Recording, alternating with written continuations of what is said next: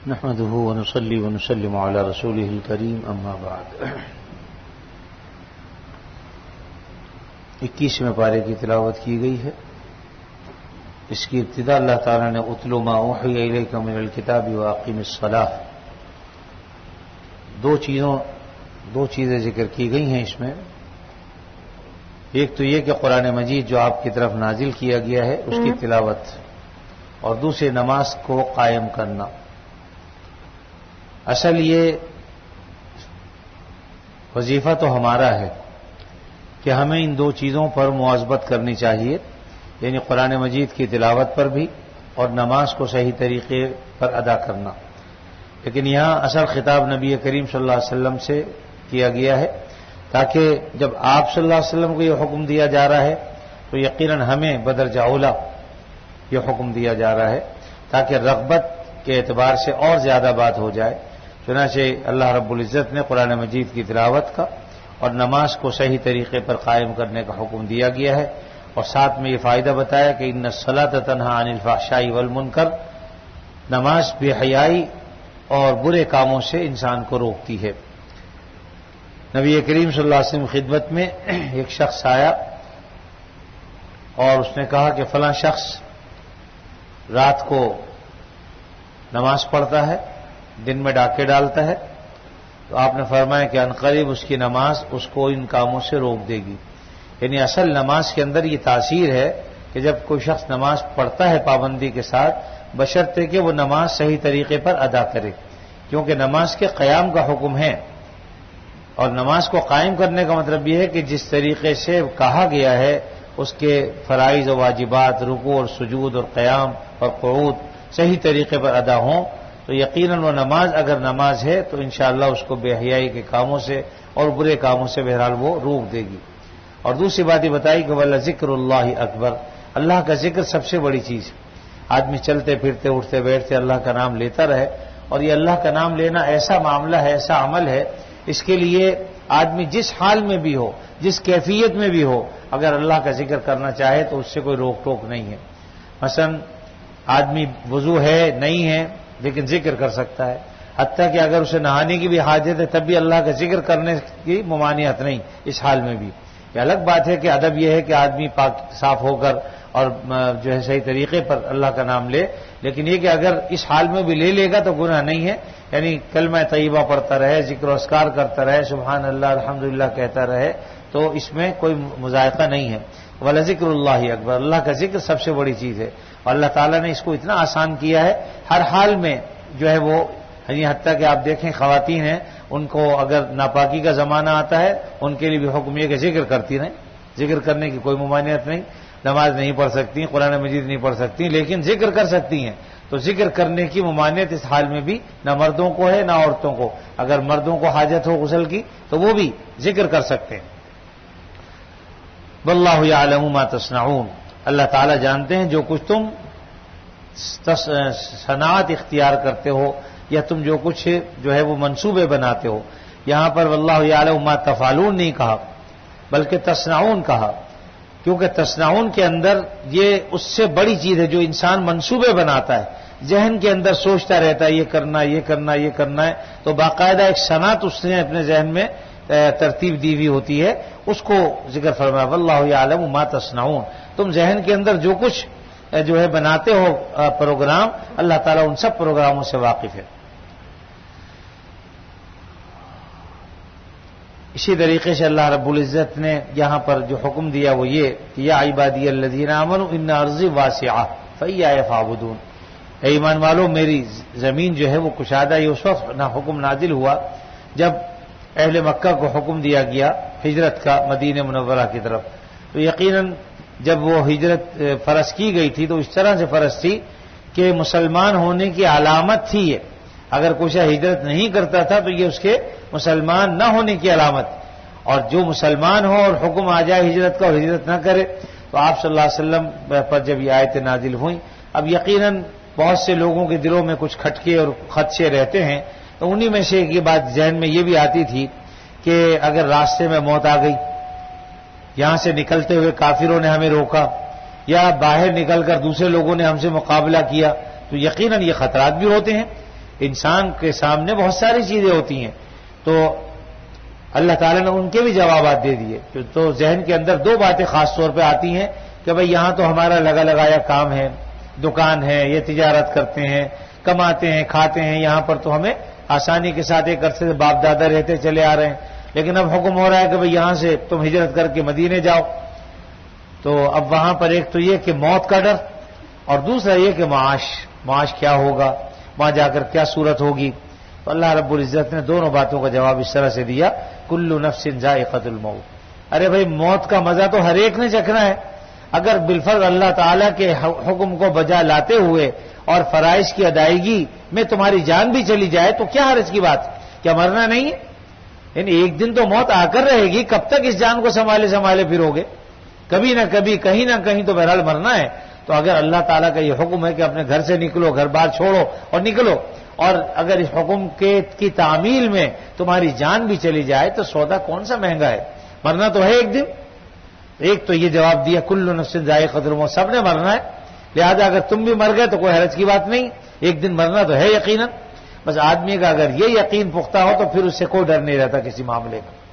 اور آگے فرمایا کہ ثم الینا ترجعون، پھر پلٹ کر ہمارے پاس آؤ گے تو ہم جب تم ہمارے حکم کی تعمیل میں جان دو گے تو کیا خیال ہے کہ ہم تمہارا اکرام نہیں کریں گے، ہم تمہیں عزت نہیں دیں گے، ہم تمہیں انعام و اکرام سے نہیں نوازیں گے؟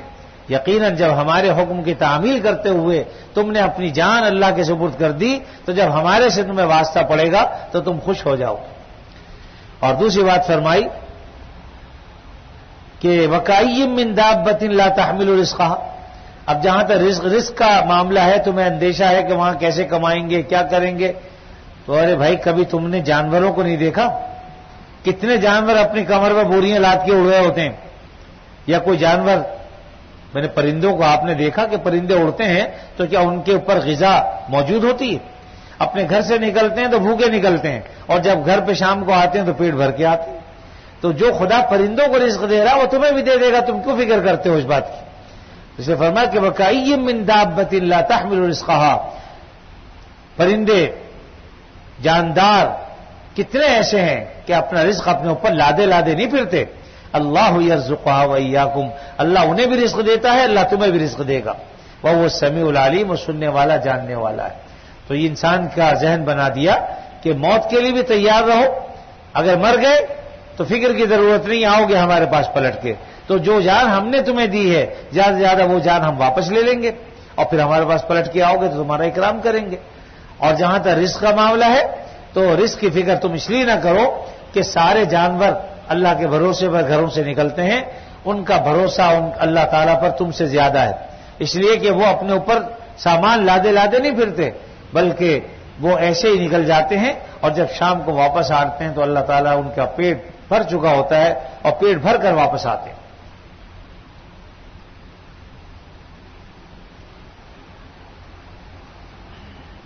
اسی طریقے سے اللہ رب العزت نے اگلی سورت جو سورہ روم ہے،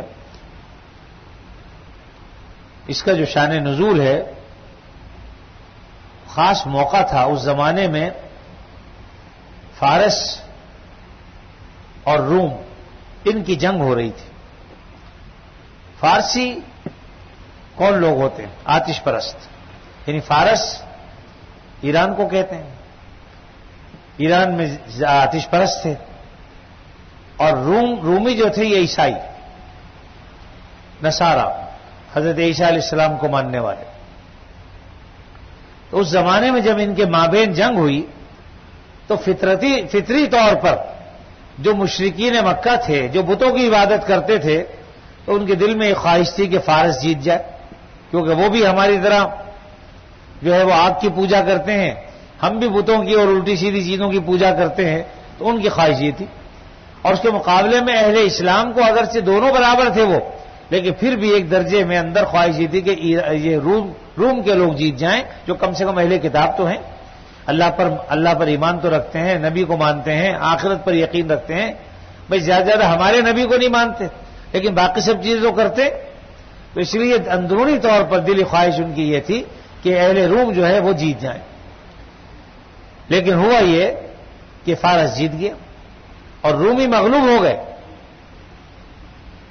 اب جو اہل مکہ تھے انہوں نے طعن و تشریح شروع کر دی کہ دیکھا میاں جن کو ہم چاہتے تھے وہ جیت گئے اور جن کو تم چاہتے تھے وہ ہار گئے. آج بھی جب جنگیں ہوتی ہیں، آج جنگیں کرکٹ کے میدان میں ہوتی ہیں، ویسے تو نہیں ہوتی لیکن کرکٹ کے میدان میں بھی خواہشیں ہوتی ہیں، فلاں جیت جائے فلاں نہ جیتے، یہ ہمارے دلوں میں بھی ہوتی ہے. تو بہرحال ان کے دلوں میں بھی یہ بات تھی کہ بھئی چونکہ اللہ کا نام لینے والے ہیں نصرانی اس لیے وہ جیت جائیں، لیکن وہ مغلوب ہو گئے. اللہ تعالیٰ نے آیت نام نازل فرما دی الف لام میم غلبت الروم فی ادنی الارض وهم من بعد غلبهم سیغلبون. رومی مغلوب ہو گئے لیکن ان قریب کچھ سالوں کے بعد وہ غالب آ جائیں گے. یعنی اللہ تعالیٰ نے گویا کہ پہلے سے پیشن گوئی فرما دی کہ ٹھیک ہے اگر آپ مغلوب ہو گئے تو کون سی ایسی بات ہے، لیکن یہ مغلوبیت چند سالوں کے لیے ہے، ان قریب دوبارہ غالب آ جائیں گے. یہاں پر قرآن مجید نے فی بضع سنین کہا ہے. بضع سنین کا مطلب ہوتا ہے 3 سال سے لے کے 9 سال تک، یعنی اس عرصے کے اندر اندر. اور بعض نے کہا کہ 3 سال سے 7 سال. جب یہ آیتیں نازل ہوئیں تو حضرت صدیق اکبر رضی اللہ تعالیٰ عنہ نے اعلان کر دیا جا کے کہ بھئی 3 سال میں رومی دوبارہ غالب آ جائیں گے، اور اگر کوئی مجھ سے شرط کرنا چاہے تو شرط بھی کر لے. تو قرآن مجید نازل ہو گیا تھا تو انہیں اس بات کا یقین تھا. اور شرط کیا رکھی کہ 10 اونٹ، اگر رومی غالب آ گئے تو تمہیں 10 اونٹ دینے ہوں گے، اور اگر 3 سالوں میں غالب نہیں آئے تو ہم تمہیں دیں گے. یہ صدیق اکبر شرط لگا کے آ گئے. کس سے؟ ابی بن خلف سے، جو اس وقت مکے کا بڑا سردار تھا کافروں کو. اور نبی کریم صلی اللہ علیہ وسلم کو آگے اطلاع دی. آپ نے فرمایا کہ میں نے تم سے کب کہا 3 سال کے لیے؟ میں نے تو تمہیں کچھ نہیں کہا. قرآن مجید میں جو آیتیں نازل ہوئی ہیں وہ فی بضع سنین ہیں، جو 3 سال سے لے کے 9 سال تک پر بولا جاتا ہے. تو آپ نے 3 سال کی قید کیوں لگا دی؟ 3 سال کی قید اپنی طرف سے لگا دی اس لیے کہ 3 سال سے لے کے 9 سال تک کا یہ عدد بولا جاتا ہے. تو کبھی بھی ہو سکتی تھی 3 سال بعد، 6 سال میں، 7 سال میں، 9 سال میں، کبھی بھی جو ہے وہ روم غالب آ سکتا تھا. اپنی طرف سے تم نے 3 سال کا کیوں کہہ دیا؟ آپ ناراض ہوئے اور آپ نے فرمایا کہ اب تم واپس جاؤ اور ان سے کہو کہ اونٹ بڑھا لو، 10 کی بجائے 100 کر دو، لیکن سال بھی بڑھا دو، بجائے 3 سال کے 9 سال کا عرصہ رکھو.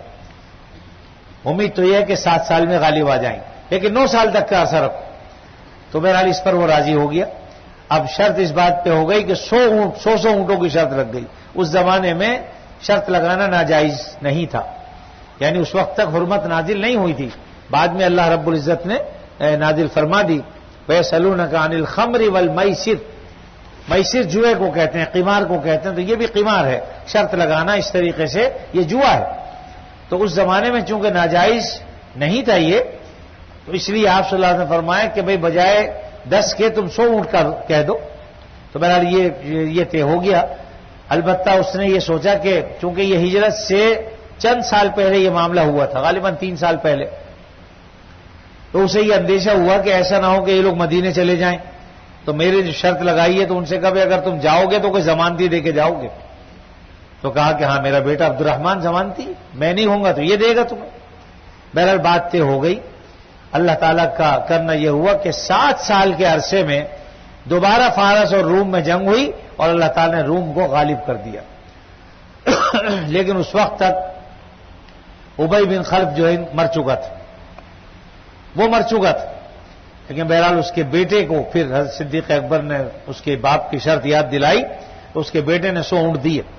باپ کی بات پوری کرتے تھے جیسے بھی تھے. تو 100 اونٹ جو شرط لگائی تھی انہوں نے دیے کہ یہ لوگ. جب نبی کریم صلی اللہ علیہ وسلم خدمت میں یہ لے کے پہنچے 100 اونٹ، تو آپ نے فرمایا کہ اس کو تو تم صدقہ کر دو، یہ تو سوحت حرام ہے. اس وقت تک حکم نازل نہیں ہوا تھا، لیکن آپ صلی اللہ علیہ وسلم جس طریقے سے شراب حرام نہیں ہوئی تھی، لیکن آپ نے اس وقت بھی کبھی پی نہیں، صدیق اکبر نے کبھی پی نہیں. اسی طریقے سے جوا اگرچہ حرام نہیں تھا، لیکن آپ صلی اللہ علیہ وسلم حضرت ابوبکر صدیق کی شان کے خلاف سمجھتے تھے اس بات کو کہ وہ اس قمار کے معاملے میں ملوث ہوں. اس لیے آپ نے فرمایا کہ اس کو تم دے دو کسی کو، یعنی اپنے پاس مت رکھو. بعد میں پھر آیت خیر نازل ہو گئی جوئے اور شراب کے بارے میں. اللہ تعالیٰ نے فرمایا کہ یہ دونوں نجس اور شیطانی کام ہیں، ان سے بچو. تو یہ آیتیں نازل ہوئی تھی اس موقع پر. اللہ رب العزت نے بہرحال 7 سال کے بعد پھر دوبارہ رومیوں کو غالب کر دیا. آگے اللہ تعالیٰ نے فرمایا کہ وعد اللہ، یہ اللہ کا وعدہ ہے، لا یخلف اللہ وعدہ، اللہ اپنے وعدے کے خلاف نہیں کرتا. ولکن اکثر الناس لا یعلمون، لیکن اکثر لوگ اس بات کو جانتے نہیں. آگے اللہ تعالیٰ نے جو دنیا دار قسم کے لوگ ہوتے ہیں ان کا ذکر فرمایا کہ یعلمون ظاہر الحیات الدنیا، دنیا کے ظاہر کو تو خوب جانتے ہیں، 2 اور 2 4 اور 4 دنیا 8 دنیا 16، یہ سب باتیں انہیں اچھی طرح یاد ہیں. ایسا کریں گے تو اتنے پیسے آ جائیں گے، یوں کریں گے تو ایسا ہو جائے گا. یعنی دنیا کے معاملات میں تو بہت چست و چالاک ہیں، لیکن وہم عن الآخرۃ هم غافلون، آخرت کے بارے میں بالکل کورے، انہیں کچھ پتہ ہی نہیں. تو بات یہ ہے کہ اس طرح توجہ دلائیے کہ تم دنیا کی فکر بہت کرتے ہو، اپنی آخرت کا بھی تو سوچا کرو. صرف دنیا ہی کے لیے تو تم نہیں آئے، دنیا سے بہرحال ایک دن جانا ہے. اور دنیا میں کتنے رہ لوگے، 100 سال 200 سال، بہت سارے سال رہ لیے تب بھی یہی ہے، لیکن دنیا کی عمر تو بہت لمبی ہے اور آخرت ہمیشہ ہمیشہ کے لیے. تو اگر دنیا 10,000 20,000 1 لاکھ 10 لاکھ سال کی بھی ہو تو آخرت کے مقابلے میں تو کچھ بھی نہیں ہے نا، اس لیے کہ آخرت تو ہمیشہ ہمیشہ کے لیے ہے. تو اگر اس کو اس سے نسبت دی جائے تو کوئی نسبت نہیں. تو بہرحال فرمایا یعلمون ظاہر الحیات الدنیا، دنیا کی ظاہری حیات کو تو خوب جانتے ہیں. وہم عن الآخرۃ هم غافلون، اور آخرت سے غافل. اگلے رکوع میں اللہ رب العزت نے ایک آیت بیان فرمائی، فسبحان اللہ حین تمسون وحین تصبحون وله الحمد فی السماوات والارض وعشیا وحین تظہرون. اس آیت کے بارے میں مفسرین کرام نے فرمایا کہ اگر کوئی شخص اپنے معمولات صبح و شام کے انجام دیتا ہے لیکن کسی وقت یاد نہ رہے، بھول گیا یا کسی وجہ سے معمولات انجام نہیں دے سکا تو اس آیت کی تلاوت کر لو، اللہ تعالیٰ وہ سارے معمولات جو تم نے کرنے تھے اس کے بدلے میں اسے قبول فرما لے. فسبحان اللہ حین تمسون وحین تصبحون وله الحمد فی السماوات والارض وعشیا وحین تظہرون سے لے کے اور ایک آیت اور بھی ہے، یخرج الحی من المیت ویخرج المیت من الحی ویحیی الارض بعد موتها وکذلک تخرجون. گویا کہ یہ 2 آیتیں بلکہ 3 آیتیں، ان 3 آیتوں کی تلاوت کر لیجئے تو جو معمولات تمہارے رہ گئے اور اس پر جو اجر و ثواب اللہ تعالیٰ عطا فرماتے ہیں، جب تم یہ 3 آیتیں پڑھ لو گے تو وہ سارے معمولات کا اجر و ثواب اللہ تعالیٰ عطا فرما دیں. اور آگے اللہ تعالیٰ نے اپنی قدرت کی نشانیوں کو بیان فرمایا ہے. اسی میں سے ایک نشانی یہ فرمائی کہ وہ من آیاتہ ان خلقکم من تراب، اللہ نے تمہیں مٹی سے پیدا کیا، یہ بھی اللہ کی نشانی. اور اسی طریقے سے اللہ تعالیٰ نے تمہیں پیدا کیا، آپس کی محبت عطا فرما دی، میاں بیوی میں محبت، ماں باپ میں محبت، اور اولاد اور جو ہے وہ والدین میں محبت، یہ ساری چیزیں اللہ تعالیٰ کی قدرت کی نشانیاں ہیں. اگر یہ محبتیں اللہ تعالیٰ پیدا نہ کرتے تو آپ سوچو کہ کیا معاملہ ہوتا. یقیناً ماں باپ کے دل میں اولاد کے لیے جو محبت ہوتی ہے اور جس کی وجہ سے وہ پرورش کرتے ہیں، اگر وہ محبت نکال دیں تو ان کی کون پرورش کرے؟ اپنی جان تک قربان کر دیتے ہیں ماں باپ. تو یہ محبت رکھی ہے. اسی طرح نکاح سے پہلے ایک مرد اور عورت میں کوئی تعلق نہیں ہوتا، لیکن ادھر نکاح ہوا اور ادھر آپس میں ایسی محبت قائم ہو جاتی ہے کہ خدا نہ کرے اگر کوئی خبر سن لے بری تو آدمی اپنا سر پھاڑ لیتا ہے، دیواروں سے سر ٹکراتا ہے، کیسا ہو گیا. تو یہ ساری محبتیں اللہ تعالیٰ نے قائم کی، تو گویا یہ بھی اللہ کی نشانیوں میں سے ایک نشانی ہے. اور اسی طریقے سے اللہ نے فرمایا کہ وَمِنْ آیَاتِهِ خَلْقُ السَّمَاوَاتِ وَالْأَرْضِ، یہ بھی اللہ کی نشانیوں میں سے کہ اللہ نے آسمان و زمین کو پیدا کیا. واختلاف السنتکم والوانکم، اور تمہاری زبان بھی مختلف کی، تمہارے رنگ الگ کر دیے، اس میں بھی اللہ کی علامت ہیں. ایک زبان کا ٹکڑا ہے وہی اسی کلر کا اسی چیز، لیکن کوئی کچھ بول رہا ہے کوئی کچھ بول رہا ہے، یہ اللہ کی شان ہے. پھر ذہن کے اندر اللہ نے ایسا جو ہے وہ سمجھے ریکارڈر لگا دیا کہ آدمی نے محفوظ کر لیا تو زبان دھڑ دھڑ چلی جا رہی ہے، اگر سوچ کے پڑھو تو فوراً بھول جاؤ. لیکن یہ اللہ تعالیٰ کی قدرت ہے، کون چلوا رہا ہے زبان؟ سچی بات ہے کہ ہم خود سے نہیں پڑھ سکتے. اللہ تعالیٰ جہاں چاہتے ہیں پڑھتے ہیں، نہیں چاہتے تو خاموش ہو کے کھڑے ہو جاتے ہیں اندھوں کی طرح، آگے کچھ نظر نہیں آتا کہ کیا ہے کیا نہیں. تو یہ اللہ رب العزت کی نشانیاں ہیں. یہ بھی باختلاف السنتکم والوانکم. اسی طریقے سے رات اور دن، اس میں بھی اللہ کی نشانیاں ہیں. اور بہت سی یہاں پر علامات اللہ نے بیان کی کہ ہم نے یہ سب نشانیاں پیدا کی ہیں تمہارے لیے. اور اسی طریقے سے سورہ لقمان میں اللہ تعالیٰ نے حضرت لقمان حکیم کی کچھ نصیحتیں بیان فرمائیں جو انہوں نے اپنے بیٹے کو کی، اور اسی میں ایک اہم چیز جو بیان فرمائی کہ 5 چیزیں ایسی ہیں جن کا یقینی علم اللہ کے سوا کسی اور کو نہیں ہے. یوں تو بہت سی پیشن گوئیاں تو کرتے ہیں، لیکن پیشن گوئی درست ثابت ہو یہ ضروری نہیں ہے. تو فرمایا ان اللہ عندہ علم الساعہ، سب سے پہلی چیز یہ کہ قیامت کا علم اللہ کے سوا کسی کو نہیں ہے. علامتیں بتا دی ہیں لیکن یقینی علم اللہ تعالیٰ کے پاس. وَيُنَزِّلُ الْغَيْثَ، بارش کب ہوگی؟ بعض اوقات پورا سما ہوتا ہے بارش ہونے کا لیکن نہیں ہوتی، اور بعض اوقات سورج نکلا ہوا ہوتا ہے اچانک بادل اٹھتا ہے اور بارش برس جاتی. وَيَعْلَمُ مَا فِي الْأَرْحَامِ، ماں کے پیٹ میں کیا ہے، یعنی اس کی پوری حقیقت. اب یقیناً کچھ تو ہوگا، لیکن یہ کہ وہ زندہ بھی رہے گا کہ نہیں، پیدا بھی ہو سکے گا کہ نہیں، یا اندر ہی مر جائے گا، جنتی ہے یا دوزخی، اچھے کام کرے گا یا برے. آدمی الٹرا ساؤنڈ سے ایک آدھ چیز ہی چیک کر سکتا ہے نا، یہ ساری چیزوں چیک نہیں کر سکتا. اگر جو ہے آلات اور مشین کے ذریعے سے کچھ باتوں کا پتہ بھی چل جائے تو وہ علم غیب نہیں کہلاتا، وہ انباء الغیب ہے. اس لیے کہ آلات کے ذریعے سے اور دوسرے ذرائع سے اس کا علم ہو گیا، وہ علم غیب نہیں کہلاتا. علم غیب وہ ہے جو بغیر کسی کے بتائے معلوم ہو، یہ ہے. اس کی نفی کی ہے اللہ تعالیٰ. وَيَعْلَمُ مَا فِي الْأَرْحَامِ، اور فرمایا وَمَا تَدْرِي نَفْسٌ مَاذَا تَكْسِبُ غَدًا، کل کیا ہوگا کسی کو پتہ نہیں. وَمَا تَدْرِي نَفْسٌ بِأَيِّ أَرْضٍ تَمُوتُ، کسی کو نہیں پتا کہ موت کس زمین میں واقع ہوگی. آدمی رہتا یہاں پر ہے لیکن موت کہیں اور واقع ہو رہی. ان اللہ علیم خبیر، بے شک اللہ تعالیٰ علیم بھی ہیں خبیر بھی ہیں. تو یہ وہ 5 چیزیں بیان کی ہیں جس کا ذکر آپ پہلے سن چکے ہیں غالباً 7ویں پارے میں. وَعِندَهُ مَفَاتِحُ الْغَيْبِ، میں نے کہا تھا کہ غیب کی چابیاں اللہ کے پاس، لا يعلمها الا هو، اس کے سوا کوئی نہیں جانتا. تو خاص طور پر یہ جو غیب کی خزانے کی چابیاں کہا ہے تو وہ یہ 5 علم ہے خاص طور پر. ویسے تو اللہ تعالیٰ نے جو کچھ بھی بتا دیا ہے وہ اگرچہ از قسم غیب تو ہے، لیکن جب بتا دیا تو پھر وہ علم غیب نہیں ہوتا، انباء غیب ہو جاتا ہے. بس یہ فرق ہے تھوڑا سا. اگر اس فرق کو ہم سامنے رکھیں گے تو کبھی ناراضگی اور کسی سے لڑائی جھگڑا آپ کو کرنے کی ضرورت پیش نہیں آئے گی. اس لیے کہ بعض لوگوں سے جب کہا جاتا ہے تو وہ کہتے ہیں کہ بتانے سے پتہ چل جاتا، تو یہ ہم بھی کہتے ہیں. بھئی یہ پورا قرآن مجید وحی کے ذریعے نازل ہوا نا. حضرت جبریل امین اگر کسی کو علم غیب ایسا ہوتا کہ پورے قرآن مجید کی آیتیں انہیں پہلے سے حفظ ہوتی یاد ہوتی تو نزول قرآن کا مطلب کیا ہے؟ نازل ہونے کی ضرورت ہی نہیں. اور اسی طریقے سے یہ جنگیں جو کچھ جنگوں میں ہوا تو پھر سب مذاق بن کے رہ جاتا ہے. اس لیے اس بات کو اچھی طرح سمجھنا چاہیے کہ انباء الغیب اور چیز ہے، یعنی غیب کی خبریں وہ اللہ نے دی ہیں اپنے نبیوں کے ذریعے، نبیوں کو بتایا ہے، اور جو ہے وہ فرشتوں کے ذریعے سے وحی کے ذریعے سے انبیاء علیہ الصلوۃ والسلام کو ساری خبریں دی ہیں. اور اس کے ساتھ ساتھ جہاں تک علم غیب ہے یہ صرف اللہ رب العزت کا خاصہ ہے، اللہ تعالیٰ جانتے ہیں. اللہ رب العزت اپنے فضل و کرم سے ہمیں بات کو سمجھ کر عمل کی توفیق عطا فرمائے. وآخر دعوانا الحمدللہ رب العالمین. الحمدللہ رب العالمین والعاقبۃ للمتقین والصلاۃ والسلام علی رسولہ الکریم سیدنا و مولانا محمد وعلی آلہ واصحابہ اجمعین.